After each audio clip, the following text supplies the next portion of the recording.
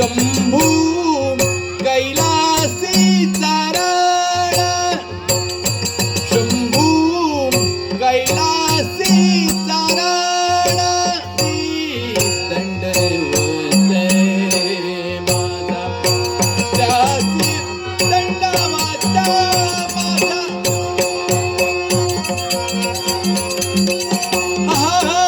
शोभे मांडीवरी दंगा वाजवितो श्री अंगी भस्माचे लेपना कंठी रुद्राच्या भूषणा त्यासी दंडवत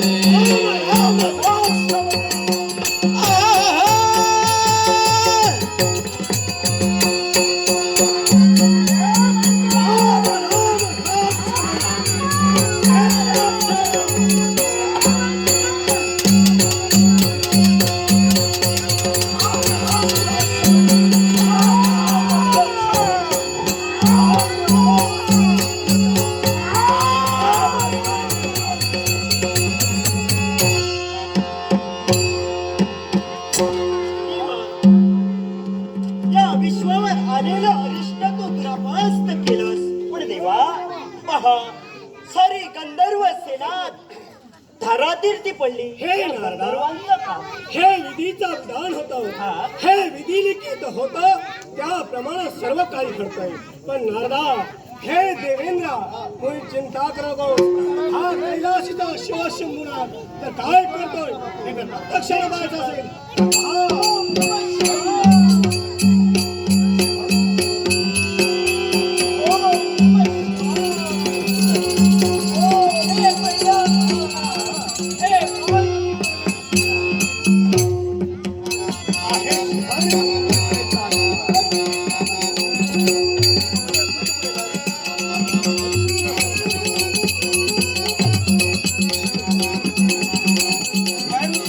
खरोखर मी धन्य झालो. आज समस्त दानवी सैन्याला प्रतिकार करण्यासाठी माझी गंधर्व सेना सुसज्ज करून समस्त दानवी सैन्याला प्रतिकार करत असताना पराजय जरी आमच्या पदरी आला तरी ते यश मिळावं म्हणून मूर्तिमंत स्वरूपाने भगवंत तो अवतीर्ण झालाय. भगवान, खरोखर मी धन्य झालोय. पण भगवान, आज ज्या वेळी दानवी सैन्याला प्रतिकार करत्यावेळी जी माझी गंधर्व सेना मारली गेली, माझे समस्त गंधर्वात धारातीर्थी पडले गेले आणि हे जर असंच चालत राहिलं हे विश्व कार्य सुरळीत चालू शकत नाही. भगवान, समस्त गंधर्वांना जीवनदान मिळावं ही एक सदिच्छा आहे. हे गंधर्वराज, ही तुझ्या मनाची ठिकाणी असणारी इच्छा हा देव पूर्ण करणार आहे. आणि कोणता तरुण असेल तर पहा, संजीवनी मंत्राच्या आधारे प्रति अमृत ओम नमः शिवाय नमः शिवाय नमः शिवाय नमः शिवाय हर हर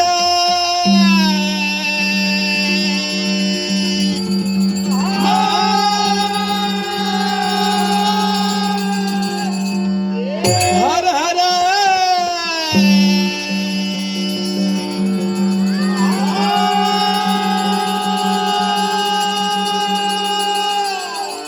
हे देवेंद्र, त्या अमृत जलाचा कुंभ हाती घेऊन तो या साऱ्या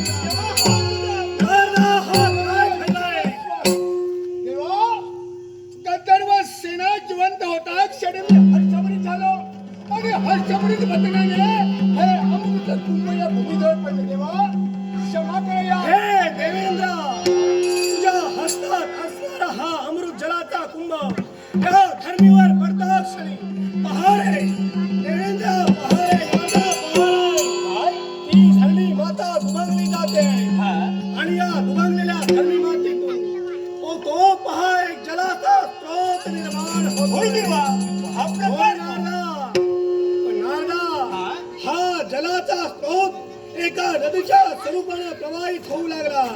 पण या प्रवाहित होणाऱ्या जलस्रोताला या विश्वाच्या ठिकाणी काहीतरी महत्त्व राहिले पाहिजे. महत्व लागला. त्याला नामविधान राहिलं पाहिजे.